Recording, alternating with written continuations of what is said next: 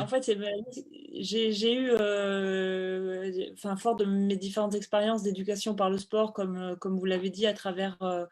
le parrainage enfin, marrainage de Plan International aujourd'hui, qui était Sport sans frontières, premier de cordée. Il y a eu l'Agence pour l'éducation par le sport. J'ai développé à la fois une expertise et mon activisme, effectivement. Et la rencontre avec le docteur a été un choc, après quand même avoir eu aussi des actions en Afghanistan, pendant un mois à Kaboul, accompagner le programme de Plan International autour de l'éducation par le sport, mais ou en Haïti après le séisme, ou au Burundi. Ça a été un choc parce qu'en fait, et comme l'a très bien dit Tatiana, que je salue, et heureuse de la retrouver, aussi engagée. Et encore merci aussi pour ton témoignage, Tatiana, et à tes côtés. C'était,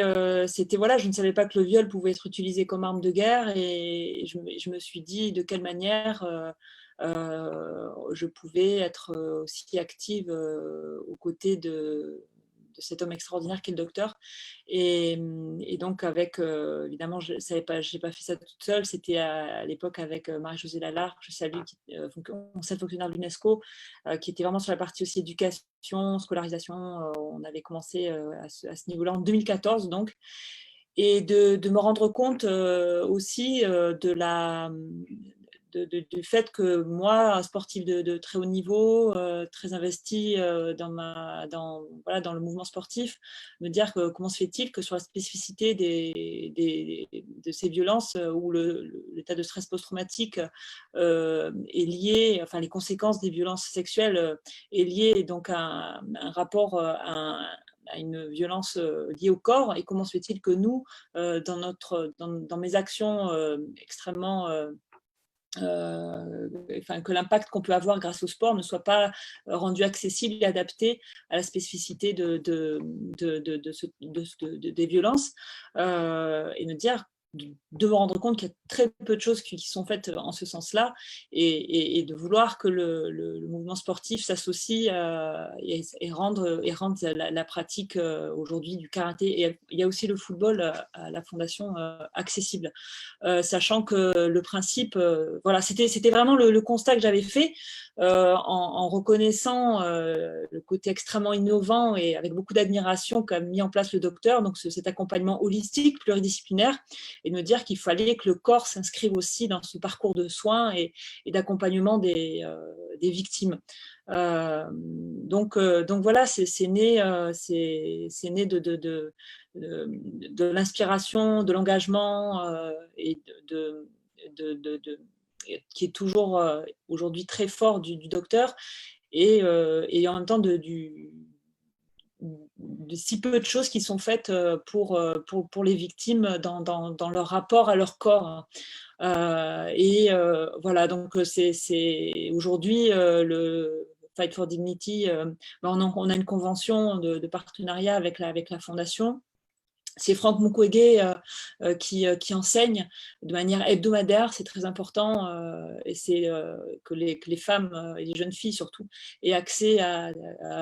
la pratique de manière régulière, et encore une fois dans ce cadre, dans ce cadre sécurisé qu'est la maison Dorcas, et avec tous ces soins qui leur sont accessibles, les écoles gratuites, les formations professionnalisantes, pour rentrer dans ce cercle vertueux, de pouvoir les accompagner dans cet autre combat, comme disait Tatiana, ces femmes héroïnes, pour qu'elles puissent être déstigmatisées, incluses dans la société, pouvoir avoir une vie de femme, de mère de famille. Enfin, voilà. Et nous, modestement, c'est y participer. Et puis, voilà, se dire aussi, on en a parlé avec Tatiana, qu'à la sortie de la réflexion qu'on a aujourd'hui, le constat et le retour que nous ont fait les victimes, c'est de se dire, ben, c'est un moyen, effectivement, comme tu l'as dit, de pouvoir retrouver confiance en soi, de pouvoir se réapproprier ce corps, de le voir, de le voir fort, d'avoir des sensations à nouveau, d'avoir une relation différente. Et on a aussi développé une méthode, une pédagogie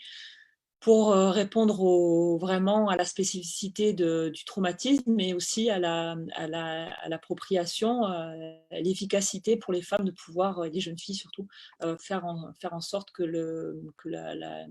il y a un effet sur sur la confiance et en même temps sur leur rapport au corps. Et pour faire une transition aussi, c'est vous dire que on a aussi développé le programme et la méthode à la Maison des femmes de Saint-Denis, où là, on est dans un contexte qui n'est pas en conflit, post-conflit, mais où on répond aussi à des femmes qui ont fait le parcours migratoire, enfin, Maison des femmes de Saint-Denis, accompagnement global médicalisé des femmes, excision, violence conjugale, viol, parcours migratoire, et où on amène aussi la pratique là du karaté avec la méthode, avec cette volonté de former des formatrices. Donc au Congo, c'est Franck, mais on a des jeunes femmes aussi qui souhaitent être formées au Congo et qu'on veut accompagner. Enfin, on en a parlé avec Tatiana pour qu'elles aussi transmettent et qu'on fasse aussi de la prévention, que ces mêmes survivantes soient des rôles modèles et fassent de la prévention et continuent à enseigner. Mais en France, du coup, vous précisez aussi qu'une recherche-action a été lancée avec l'Université de Strasbourg pour mesurer l'impact de la pratique et aller plus loin dans cette connaissance, dans ce travail qui est fait à la fois sur le volet avec une méthodologie scientifique, sur le travail à la fois psychoclinique et de l'impact au niveau corporel. Voilà, donc donc l'équipe fonctionne, est toujours en place. On espère évidemment aussi pouvoir, fort de l'expérience extrêmement positive et des retours positifs des survivantes, enfin des victimes en RD Congo, continuer, comme le fait la maison d'Orcas, pouvoir dupliquer et proposer le programme dans d'autres pays voilà, pour que cette partie corps activité physique adaptée soit accessible à beaucoup plus de femmes qui elles aussi mènent le combat de retrouver une vie normale et être inclus à nouveau dans la société. Et puis pour finir, je veux vous dire aussi, par ma fonction aujourd'hui d'ambassadrice pour le sport au ministère de l'Europe et des Affaires étrangères, que je travaille en étroite collaboration avec les équipes et Delphino sur le forum Génération Égalité, et que le sport sera présent au forum.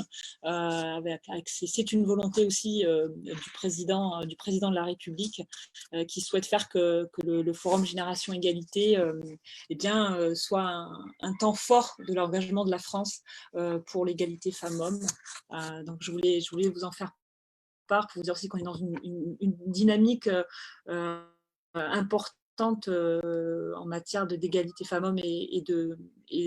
d'activité physique et sport, puisqu'on a aussi l'Agence française pour le développement qui est très engagée et qui mène des actions très concrètes. Par exemple, vous savez qu'on a aussi besoin de données, on a besoin de documenter, de savoir où en est l'activité physique pour les femmes, la rendre accessible. Donc, ils ont lancé une étude dans différents pays en Afrique pour savoir où ça en est, pour être plus efficace, mais aussi, il y a des axes forts, il y a l'étude, il y a il y a de la recherche, là, je pense à l'AFD, mais pour vous dire qu'il faut vraiment, voilà, l'activité physique et le sport participent aussi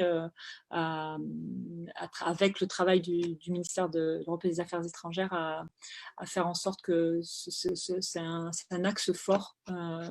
voilà, et que le sport y contribue, l'activité physique. Voilà. Merci.